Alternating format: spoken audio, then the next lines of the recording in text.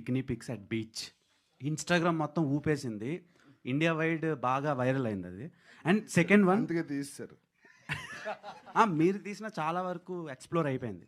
Second one, ఈ మూవీలో అంత హార్డ్ కోర్ సీన్స్ అంటే బోల్డ్ రొమాంటిక్ సీన్స్ చూసి, సో ఇప్పటి వరకు మీరు కెరీర్లో అంత బోల్డెస్ట్ సీన్స్ చేయలేదు.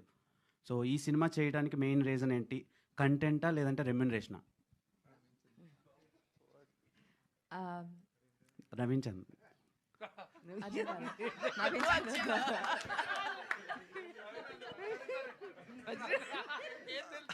ఈ సినిమా చేయడానికి first reason concept.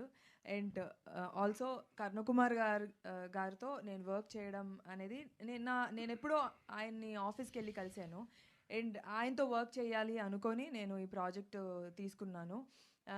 Remuneration wise అంటే ఐఎమ్ వెరీ హ్యాపీ. రవి గారు చాలా మంచి రెమ్యునరేషన్ ఇచ్చి ప్రొడక్షన్ వాల్యూస్ కూడా చాలా బాగుండి. అండ్ సరేలే,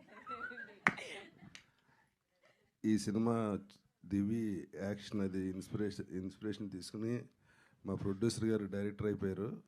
ఆ సినిమాలో దివి మెయిన్ రోల్ చేసింది. త్వరలో ఆ ప్రెస్ మీట్ కూడా ఉంటుంది. ఓకే. అయితే రవి గారి డైరెక్షన్లో నేను ఒక సినిమా చేస్తున్నాను ఇప్పుడు. అది కూడా నెక్స్ట్. బిగ్ బాస్ నుంచి బయటకు వచ్చిన తర్వాత ఇలాంటి రోల్ చేయలేదు మీరు. అవునండి. సో ఈ డైరెక్టర్ ఎలా మిమ్మల్ని ఇన్స్పైర్ చేశారు? నరేట్ చేస్తున్నా. అది కాన్సెప్టే అలాంటిదండి. ఈ కాన్సెప్ట్ నేను మా ఫ్యామిలీలో కూడా చూశాను. ఇలా నమ్మే వాళ్ళని చూశాను. ఇలా నమ్మకం పైన ఒక జరిగే కాన్సెప్ట్ కాబట్టి. అండ్ దాంట్లో అదరగొట్టే సీన్స్, షార్ట్స్ పెట్టారు సార్. అవి చేస్తున్నప్పుడే అంటే